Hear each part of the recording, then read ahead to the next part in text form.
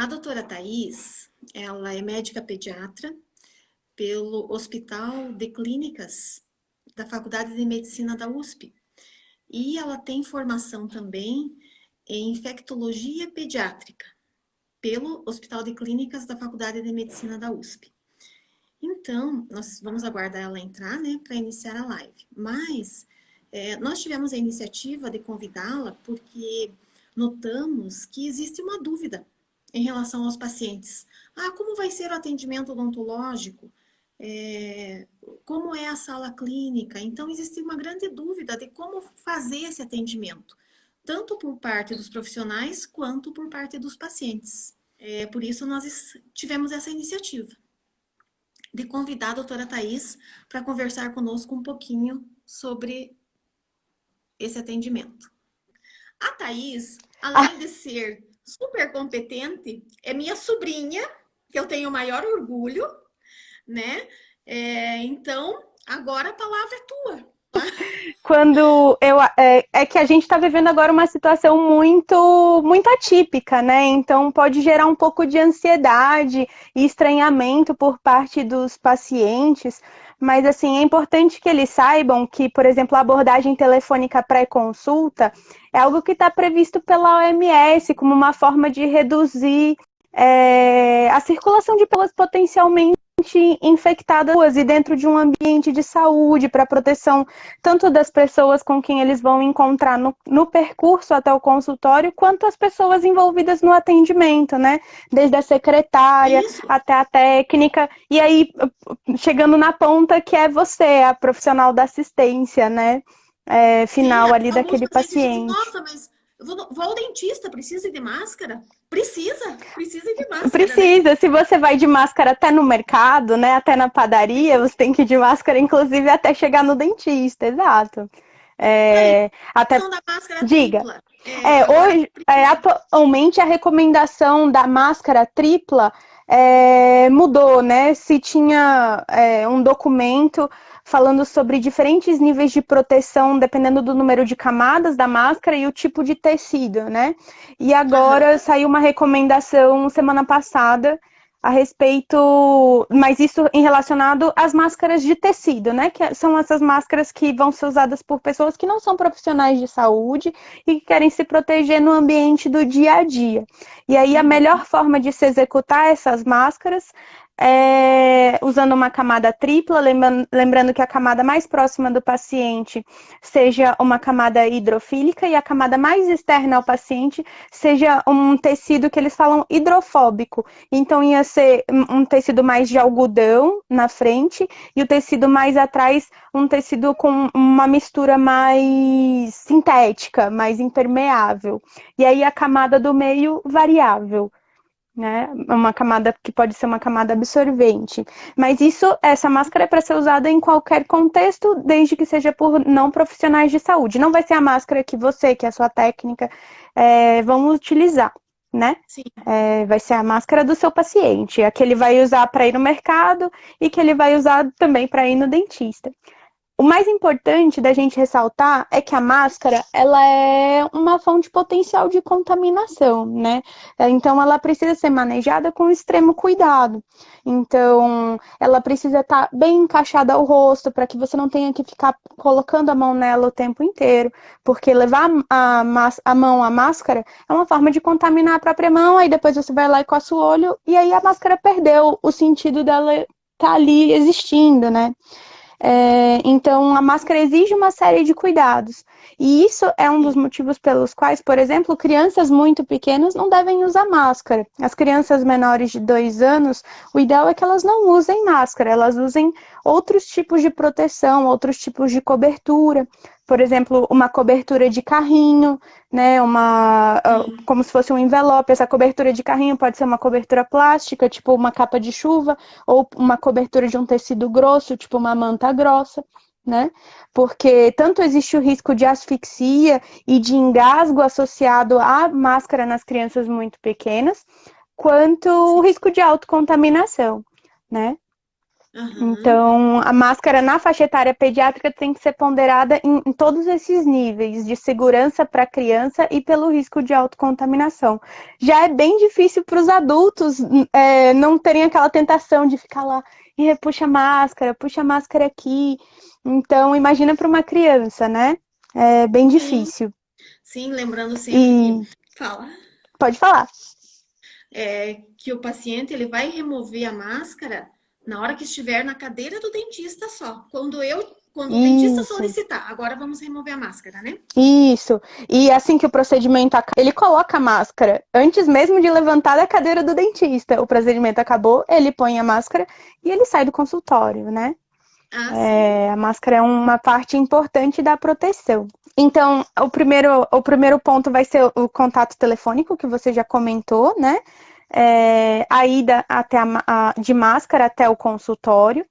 É, Espera-se que a sessão da espera ali do consultório odontológico esteja organizada de forma a minimizar o máximo possível o contato entre as pessoas, né? Então, se numa eventualidade acontecer de duas pessoas ocuparem a sala de espera ao mesmo tempo, as cadeiras estarem afastadas, né? 2 metros de distância, pelo menos, entre duas cadeiras é o ideal. Mas o ideal mesmo, o que seria o máximo de recomendação, é que não existisse espera nesse momento, né? É que se Sim. tentasse ao máximo garantir que o próximo paciente só entre quando o outro já saiu ali da recepção. E aí tem o segundo ponto de abordagem desse paciente pela gente, que talvez seja um pouco assustador para o paciente, que é o momento da triagem do atendimento. Porque, veja, o coronavírus, ele tem um tempo de incubação que varia em média de 2 a 7 dias do contato. Então, dependendo de como você organizou o seu contato telefônico com esse paciente pré-consulta, às vezes esse intervalo de tempo é o intervalo de tempo do surgimento de sintomas. E às vezes os sintomas são muito leves, às vezes o paciente não teve a oportunidade de conseguir expressar eles na sua totalidade. Então, assim que esse paciente chega, ele precisa ser retriado. A temperatura dele vai ser aferida e ele vai ser novamente questionado ativamente pela presença dos sintomas. A partir do momento que ele não tem febre, não tem um contato positivo suspeito e não tem outros sintomas, aí ele pode seguir com as precauções do atendimento convencional. E quando existe algum paciente que tem sintoma e que vai necessitar de um atendimento? Então, essa é uma situação bem complicada. A gente sabe que, passado o período de espera dos 14 dias, a probabilidade desse paciente se manter sintomático e transmissor é muito pequena. Então, eu acho que cabe muito ao dentista, nesse momento, avaliar se essa emergência é uma emergência que não pode esperar os 14 dias. Ok. Por quê? Porque o procedimento odontológico, por mais que você tente seguir uma série de recomendações de diminuir a questão da eliminação das gotículas e do aerosol, usando técnicas atraumáticas, limitando o uso do material que você vai usar ali na abordagem do paciente, é um Sim. procedimento que vai gerar algum grau de aerolização. Para vocês terem uma ideia, a Organização Mundial de Saúde e o CDC, que é a Organização de Saúde Americana, eles recomendam, por exemplo, que no exame físico de crianças, que se evite fazer inclusive horoscopia se não tiver necessidade extrema. Por exemplo, uma criança chega com alguma queixa, uma febre, uma dor abdominal, é uma criança que num pronto-socorro de pediatria, se faria um exame físico completo, então o exame do ouvido, o exame da garganta. A recomendação em tempos de Covid é que só se faça a horoscopia, o exame da garganta, naquelas crianças que são extremamente necessárias e que têm queixas diretas de acometimento da orofaringe. Só para vocês verem, para diminuir o risco de exposição às gotículas. Então, imagina o procedimento odontológico, o quanto de gotícula que você consegue se expor, né? Então, assim, pensando na pessoa sintomática, essa ponderação sobre a importância do procedimento é fundamental. Se a gente estiver falando de um procedimento que não é possível de ser adiado, existem algumas recomendações internacionais de proteção do ambiente. O ideal é que o procedimento numa pessoa infectada e que tem uma infecção que é passível de ser transmitida por aerosol aconteça dentro de um ambiente com proteção respiratória para infecções por aerosol. Esse ambiente costuma ter uma ventilação adequada, com pressão negativa dentro da sala para evitar que as gotículas se dispersem para fora, né? Então, para a recepção, pela janela, é um ambiente que vai ficar fechado, que vai ter uma circulação de ar adequada, então vai ter a troca do ar respirado dentro daquele espaço a cada tempo, entendeu? Ele precisa ser Entendi. um ambiente que vai possuir um filtro específico chamado filtro EPA, que elimina uma certa quantidade de partículas do ambiente. Então, normalmente, o ambiente onde esse procedimento tem que ser executado é um ambiente que segue algumas precauções específicas. Então, pensando na segurança dos profissionais, o ideal é que não se faça num ambiente convencional, entendeu? Ok, entendi. Então, buscamos alternativas, né? Ou tentamos protelar com alguma medicação que possa aliviar, né? Se for o caso, que a Isso, gente esteja com dor, perfeito. alguma medicação, mas o procedimento clínico em si sempre é melhor ser adiado quando tiver o sintoma, né? A não ser que você esteja vinculado a realmente um hospital, algum centro clínico maior que te forneça essas condições e você consiga executar o procedimento com mais segurança, tanto para você quanto para o paciente, né?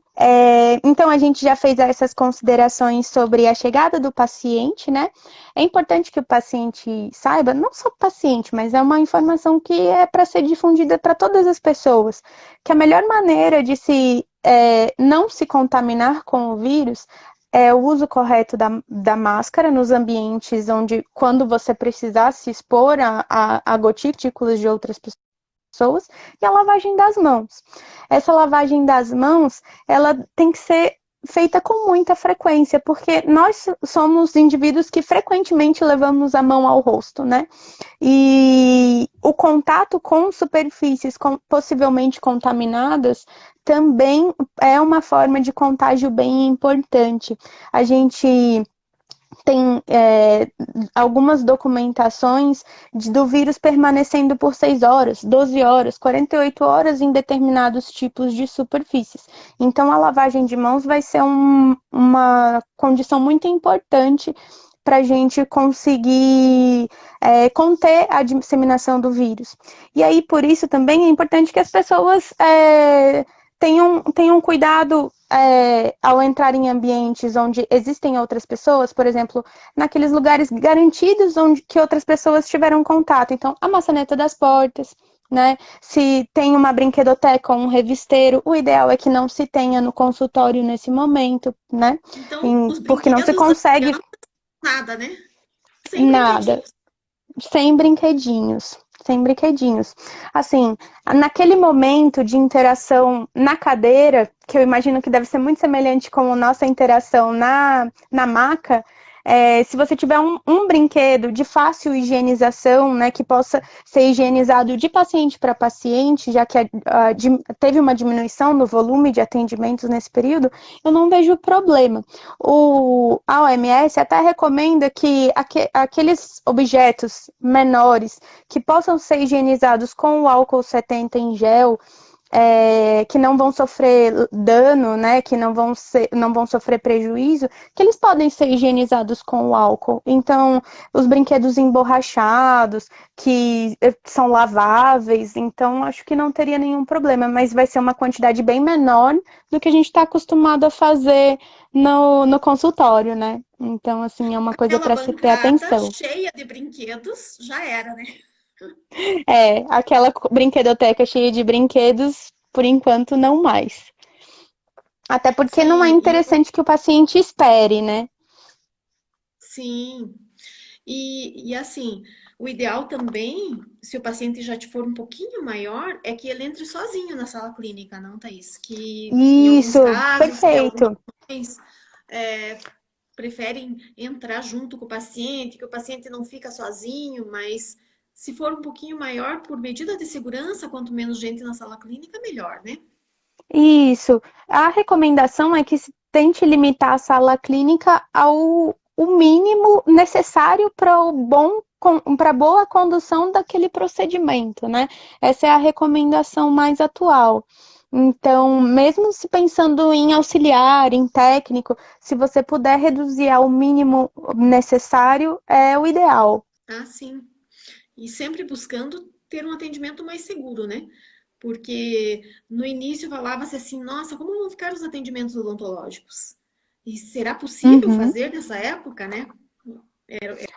É possível fazer com a triagem, né? A gente tomando as precauções e garantindo que as pessoas estejam assintomáticas na hora da consulta, e se protegendo logo com o uso do equipamento de proteção individual completo, a gente garante um bom atendimento e uma boa segurança, tanto para a gente quanto para quem estiver auxiliando a gente, quanto para o paciente, né? Ah, sim. Porque isso é E na... outra coisa que a gente também tem que pensar. O paciente, quando ele aceita ir ao consultório do dentista, não querendo que ninguém deixe de ir ao consultório do dentista, não é isso. Mas a partir do momento que a gente está numa epidemia e a gente sai de casa, a gente está se expondo a um risco, né? Então, esse Ah, risco tem que ser calculado tanto pelo profissional quanto pela gente mesmo, né? Em ah, sim. pesar a verdadeira necessidade da consulta odontológica daquele momento. E aí vai o bom senso do profissional também, no momento da triagem, não é? No momento da Isso, triagem, perfeito. em ver a real necessidade desse atendimento, não é? Isso, é que, na verdade, num contexto de epidemia, a gente está falando de uma responsabilidade compartilhada. Ela sempre é compartilhada, porque o paciente sempre participa do processo do tratamento dele, seja tomando antibiótico, escovando os dentes, indo em todas as consultas, né, fazendo a manutenção correta do aparelho. Então, sempre é compartilhado. Mas nesse momento de epidemia, existem algumas coisas que a gente precisa prestar atenção. Por exemplo, eu comentei com vocês já que o período de contato e transmissão varia de 2 até 7, 10 dias, com uma média de 5 dias. Digamos que você passou no consultório hoje e 2 dias depois você começou a ter febre, tosse, coriza. Então, assim, é importante que o seu dentista saiba que você teve os sintomas 2 dias depois. Porque a gente sabe que 2 dias antes do início dos sintomas, a pessoa pode ser transmissora, mesmo ela não apresentando os sintomas, né? Sim. Então, assim, é importante que a pessoa tenha essa responsabilidade de informar ao seu dentista e as outras pessoas com quem ela teve contato próximo, que ela se tornou sintomática nesse momento e que talvez seja interessante essas pessoas prestarem atenção. Não para desesperar o dentista, tipo assim, o meu paciente de 2 dias atrás começou sintomas, então eu vou correndo fazer um PCR agora. Não é isso. Mas é porque a pessoa tem que ficar atenta ao surgimento de sintomas nela própria, né? Ela pode, a partir desse momento, tomar decisões mais assertivas a respeito do contato que ela vai ter com outras pessoas de população de risco, então com idosos, com pessoas imunossuprimidas, com quem tenham outras doenças de coração, de pulmão, de rim, por exemplo, né? Então, é nesse sentido de que todos nós somos responsáveis por proteger uns aos outros. E na criança, existe algum sintoma específico, assim, que é diferenciado na Ah, criança do que no adulto ou não? na verdade, as crianças, quando a gente pega a faixa etária pediátrica do 0 aos 18 anos, os sintomas mais prevalentes são muito semelhantes aos do adulto, que são febre e tosse. São os dois sintomas mais predominantes. Mas quando a gente vai para a faixa etária dos menores de 1 ano, que a gente tem casos, a gente observado, não com a expressividade que a gente vê nos adultos, até porque a gente está tendo uma média de que 5% da população dos infectados é pediátrica.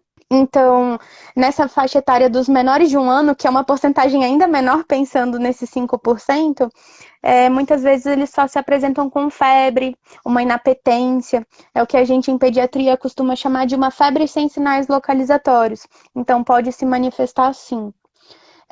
Em alguns casos pediátricos também é descrito diarreia, vômito, né, náusea, dor abdominal. Isso também acontece. E já existe uma descrição também rara e inespecífica de lesões cutâneas associadas ao coronavírus. Então, pode ser um exantema, algumas lesões papulares, algumas lesões em extremidades, em dedos das mãos e dedos dos pés, mas isso são manifestações raras, né? A gente está falando do que não é o mais comum. O mais comum é febre e tosse. A gente só pede atenção nas crianças menores de 1 ano para febre isolada, que também pode ser uma manifestação. Tá. E Thaís, em relação ao tempo na sala clínica, entre um paciente e outro, que o paciente ficou lá com a boca aberta, né?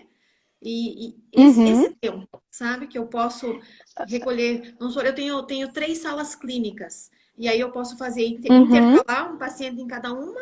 E quanto tempo depois eu posso retornar o paciente na primeira sala, vamos supor? Um paciente que não tem sintoma e não é um caso positivo, eu não consigo te dar um tempo, mas eu consigo te ajudar a pensar em algumas coisas. A partir do momento que você faz um procedimento no paciente, a orientação da OMS é, em geral, se esperar pelo menos 15 minutos para proceder com a limpeza da sala.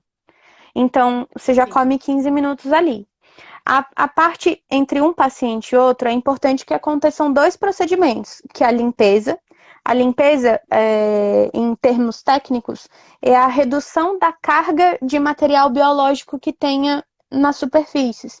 Então, você tira o que é grosseiro, você diminui a quantidade, digamos que seja uma pessoa assintomática, a quantidade de vírus, de bactérias que ela eventualmente eliminou ali. E a desinfecção é a retirada completa desses organismos vivos.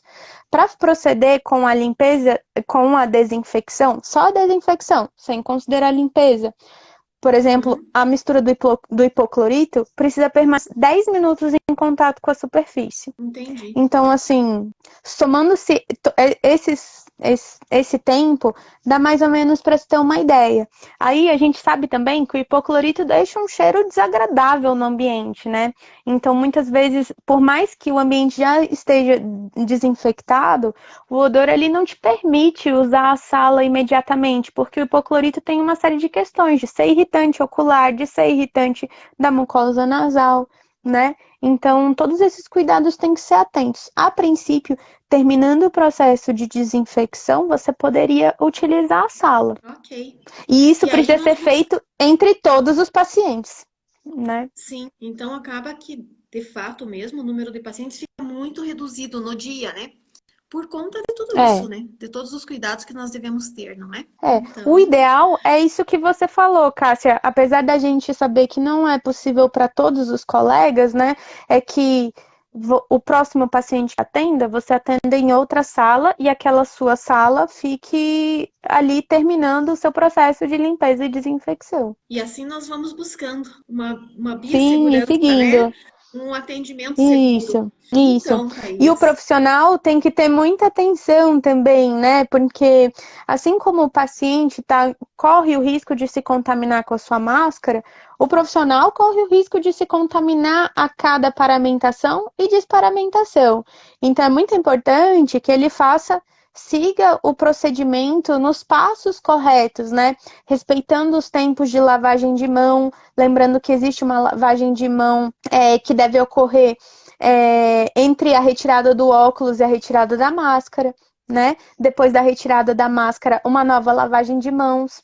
A máscara, nesse procedimento passível de gerar aerosol, é a N95 e você não deve encostar no interior da máscara, né? Então, seguindo os passos corretos, apesar de ser algo que a gente às vezes não está incorretamente, a gente não estava muito habituado a fazer dessa maneira, com esse rigor, a gente consegue se proteger, né? E proteger a nossa família e os nossos contactantes também. Sim.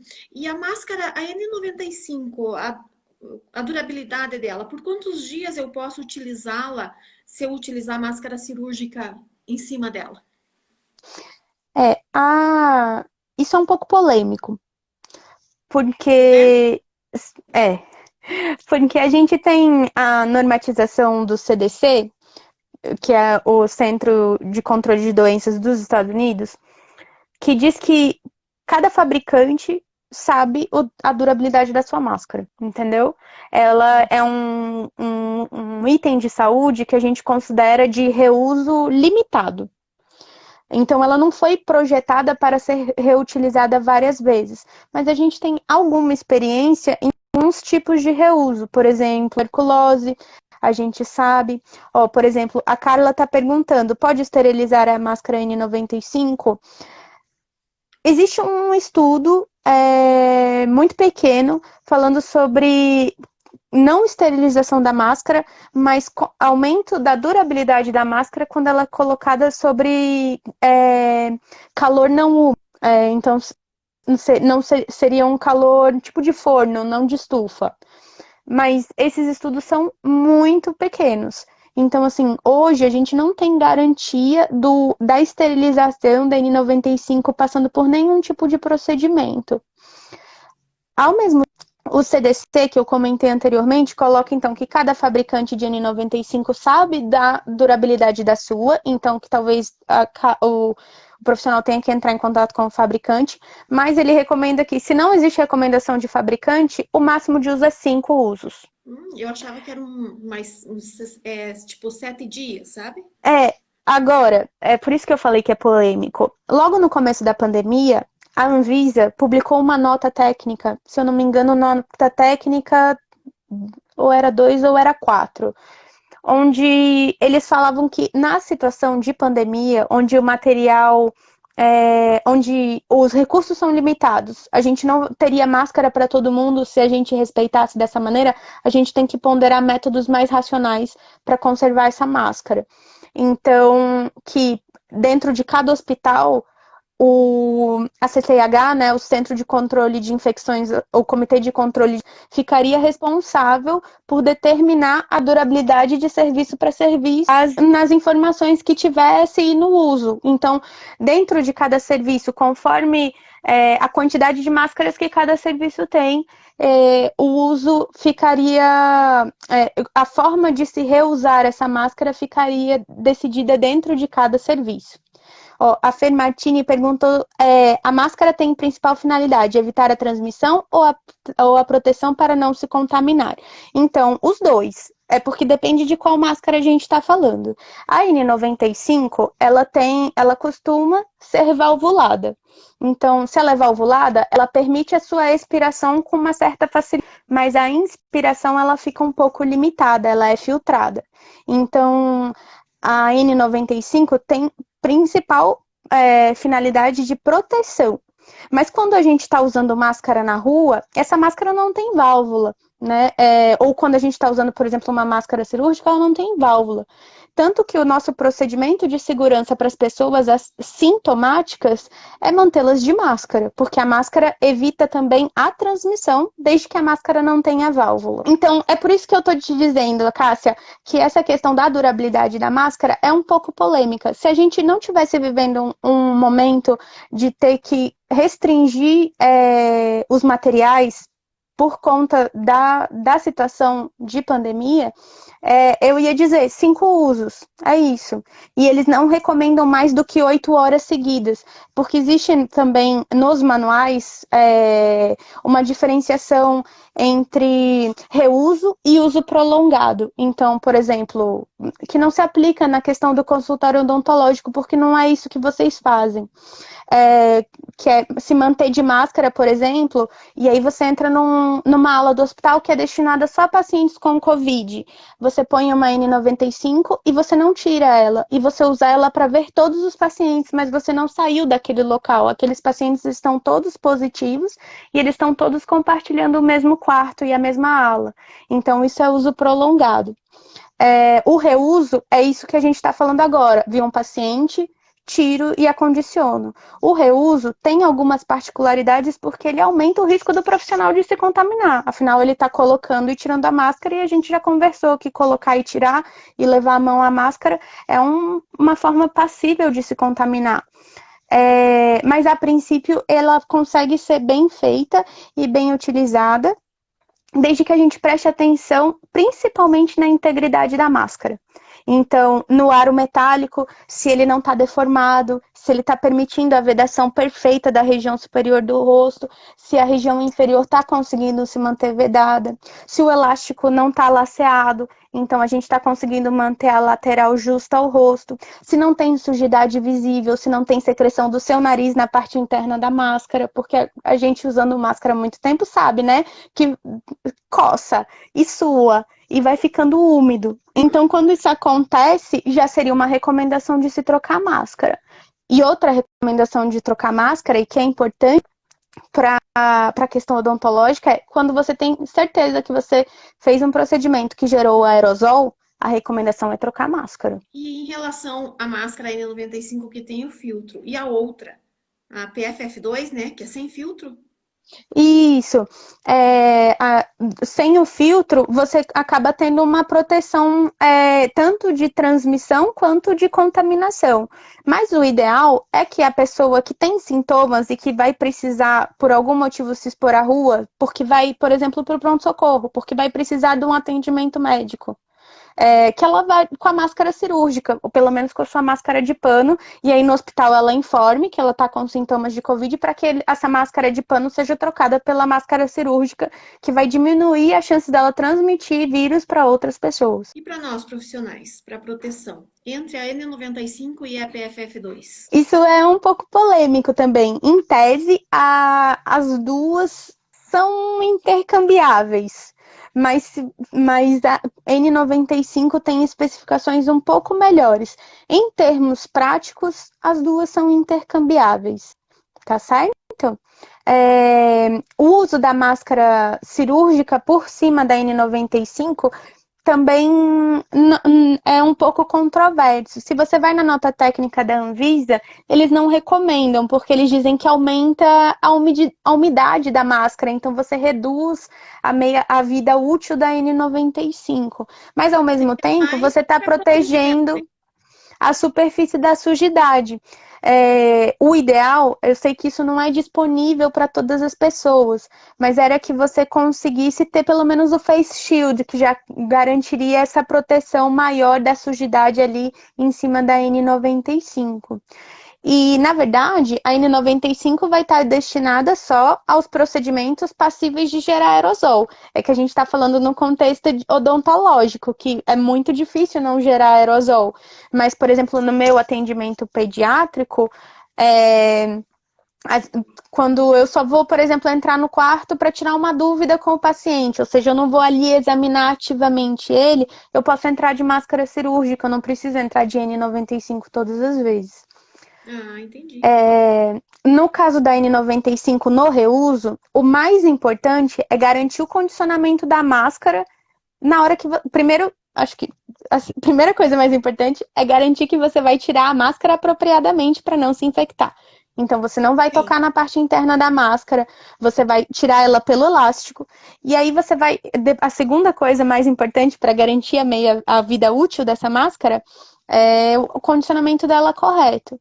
Então, o ideal é que ela fique em um recipiente ventilado. Pode ser, por exemplo, o que eu vejo muito utilizar no hospital é envelopes de papel, porque o papel é bem sequinho, né? E permite que não acumule umidade dentro dele. E com os elásticos para fora, para que o elástico não tenha contato com nenhuma porção da máscara. O elástico vai ser seu ponto de colocar e de tirar essa máscara. Então, ele tem que estar preservado fora ali do contato com a região que fica no seu rosto. Tomando esses cuidados, a gente consegue fazer o reuso adequado dessa máscara. A Heloísa está perguntando, com face shield você pode usar uma máscara normal? Então, em tese pode, mas é igual eu falei, você tem que garantir que esse seu procedimento não gerou aerosol. e trabalhando com a boca e com a pessoa, às vezes, falando com você de boca aberta, é muito difícil de garantir isso com segurança. Eu, particularmente, me sentiria mais segura usando no N95, mesmo sem o face shield, só com óculos, por exemplo, porque a proteção ocular é obrigatória. Não precisa ser a face shield, pode ser só o óculos de proteção, mas num procedimento como o odontológico, o mais recomendado seria N95 mesmo. Em pote posso armazenar? A Carla Silveira está perguntando. Pode armazenar em pote sim. A única precaução é essa, Carla. O conteúdo do pote tem que estar bem sequinho, sabe? Uma colega colocou aqueles saquinhos de sílica que tem dentro de bolsa, sabe? Deixou um saquinho dentro de um pote e colocou num Tupperware, assim, e fechou o Tupperware com o elástico para fora da tampa. É um bom jeito de guardar. Eu espero que vocês, quem esteve conosco, tenha gostado. Mas olha só, foi muito bom estar com você. Foi muito esclarecedora a tua explanação. Eu quero agradecer de você dedicar um tempinho a nós, né? Fiquei muito feliz, tá bom? Eu E se também vocês estou muito tiverem mais feliz. Foi ótimo. Eu adorei a experiência, Cassinha. Me chama sempre que eu venho. obrigada, minha linda. Beijo. Um Obrigada, beijo. pessoal. Tchau, Obrigada, tchau. pessoal. Tchau, tchau.